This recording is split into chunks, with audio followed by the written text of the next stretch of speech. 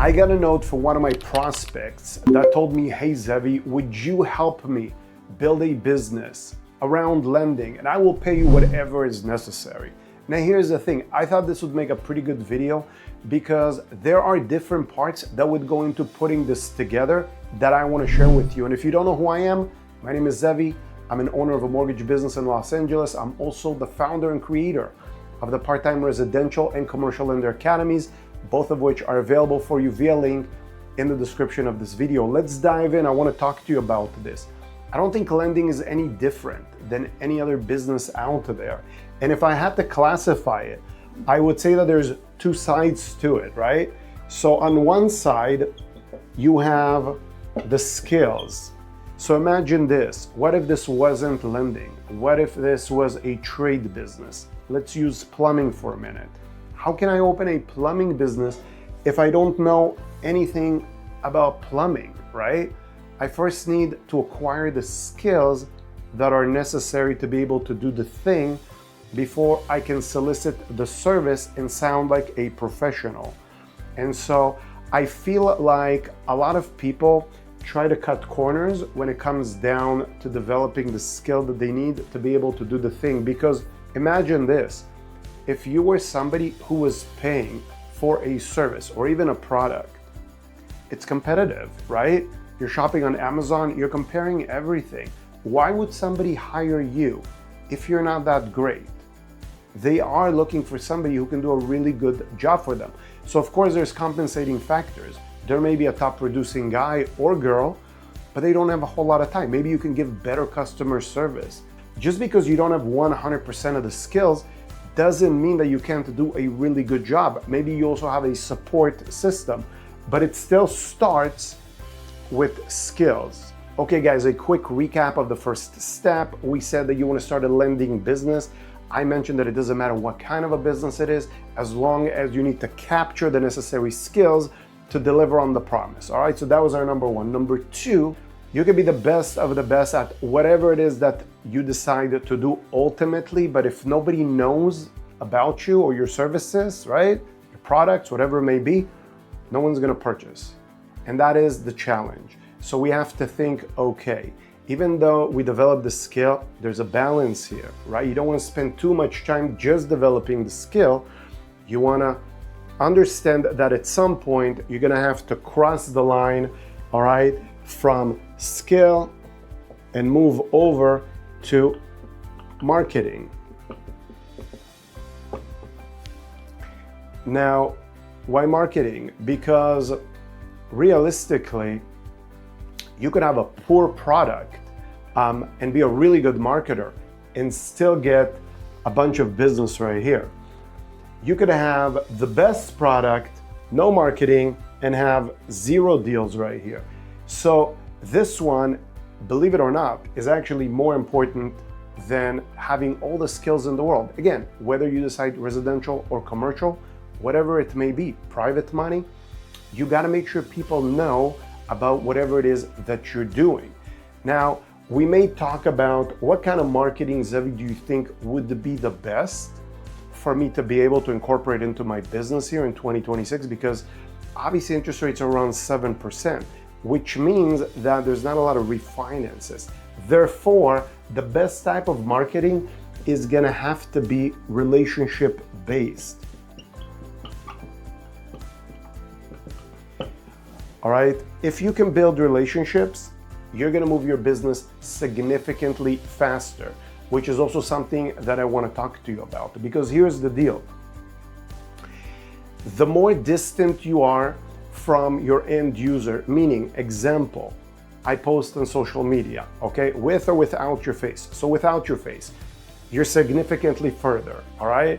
You post with your face, you're getting closer, all right? You're making phone calls, you're even closer. You're meeting them face to face, you're even closer. All these things make people want to use you, all right? The further you take yourself away from them, the longer it's gonna take for you to get a deal. Some people don't understand that. They're like, okay, I'm sending emails, no one's answering. Number one, to be able to do this via email, you need like thousands of emails. That's why it's a lot more beneficial for you just to show up at an open house. You know, 5 or 6 face-to-face with a real estate agent would be equivalent to a few thousand emails or more going out. The further you take yourself back, the more difficult it becomes to get a deal. All right, let's talk about number 3 real quick. All right, guys, quick recap of number 2, right? We said, all right, you own in on the skills. Now you got to market yourself so people know what you're doing and who you are, so they will eventually start calling you. All right, you can have the best product. If nobody knows you exist, you're not getting any customers. Let's move on to number 3. This is very important because it's kind of like going to the gym once, working out super hard, not seeing the results, and then you quit. So this leads us to our number 3, which is consistency.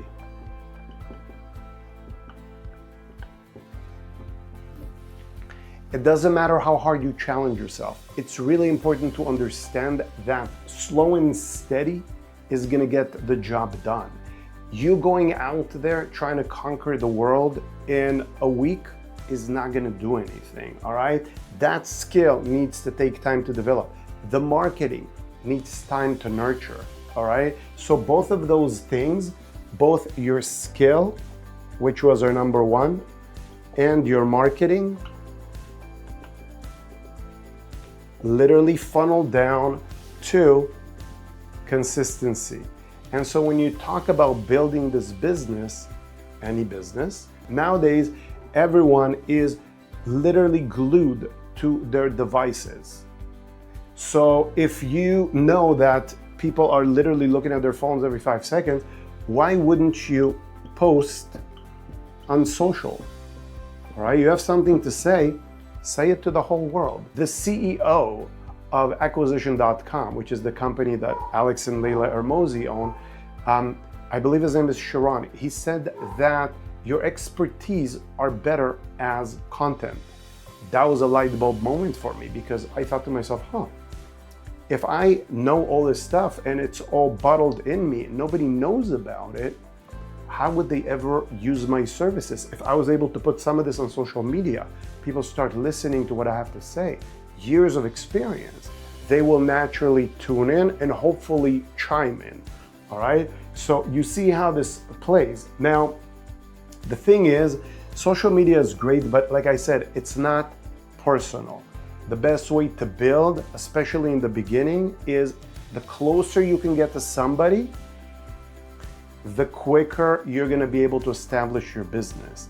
And you gotta stay in touch with them. So when you do get in front of them, make sure you get their email address and you continue to correspond with them, even if it's on your drip campaign, because at least they will remember you, okay? Out of sight, out of mind. This is how this works. Now let's talk about number 4 real quick.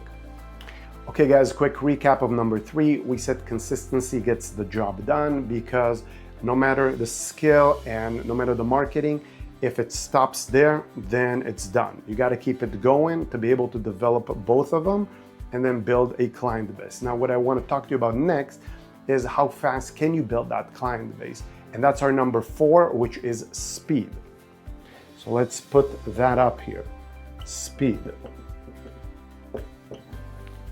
I'll give you an example. This is classic. A lot of real estate agents say I've been doing this for 30 years, but they've been closing 2 transactions a year for the past 30 years, all right? So think about somebody who comes into the business, is able to accelerate that significantly, close 10 to 20 deals every single year.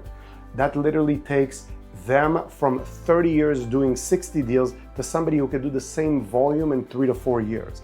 That is pretty crazy. So what you have to think to yourself is, okay, if I'm establishing this business, again, I got the skills, got the marketing, I want to stay consistent with it. Now, how fast can I move to be able to get the results that I need? And so there is a formula here that falls right under speed. And the only way that you can improve something is by measuring it, all right? So as an example, if I want to get a good physique and I say, all right, well, how are we going to put that together? Well, I'm going to commit to doing 100 push-ups every single day. Now, I know 100%, I do 100 push-ups a day. In the next 3 to 4 months, there's going to be a drastic difference when I look in the mirror, right? It would be the same thing here. When you look at speed, you got to ask yourself this question, all right? I'm going to be moving fast. But moving fast is like getting into your car and driving fast. Driving fast to where? What is your destination? Okay, we need a destination, guys, and the only way we can get to where we want to go is by measuring the distance that it's going to take us to get to there, right? You put it into your GPS. If there's an accident, it reroutes you to try to get you there faster. That is the idea. Now I want to talk to you about the last piece of the puzzle, number 5, which is basically writing down the goals of where you're trying to get to your destination, so we know where we're trying to get to, what is the goal, and how much money we're trying to make, all right? So here we go. Okay guys, quick recap. Number 4 was speed. We don't want to be stuck in doing the same thing in slow motion. We want to be able to move quickly. The only thing about moving quickly is we need a destination, so we know where we're going, and this is our number 5 right here, okay? Ultimately, we're doing this to make a living, all right? And so what you want to do, what is your X, all right? What's your North Star? How much money are you trying to make? What is this going to entail? I spoke with you about this a little bit earlier, right? There's a significant difference between brokering private money loans and commercial loans than just brokering residential and non-QM. Or you could do both of them, but of course it takes time to develop the skill. You gotta ask yourself, what number right here are you trying to hit? And then what you gotta do is work backwards, all right? Why? Because it's the only way you're gonna know how many transactions you actually need to be able to hit this goal. And you don't have to do it full time. You could do it part time. That's why I created the part-time residential and part-time commercial lender academies. Again, both of them are available for you via link in the description. You could check those out. They will help you develop the skill. But what I'm trying to tell you is just doing the thing without understanding, what you're trying to get out of it is silly, because you always feel like you're working. And you also should reward yourself once you hit the target and the goal. If you have any questions, obviously drop them for me in the comments below. I'll be happy to go through them with you. There is a roadmap here, as you can tell, all right? You don't just wake up one day and decide that you're trying to hit a destination that you don't even know where you're going to with no skills. You're not consistent in doing the thing, so it's very periodic. Clearly, you're not going to succeed, okay? And then in addition to it, you have no idea how much money you're trying to make.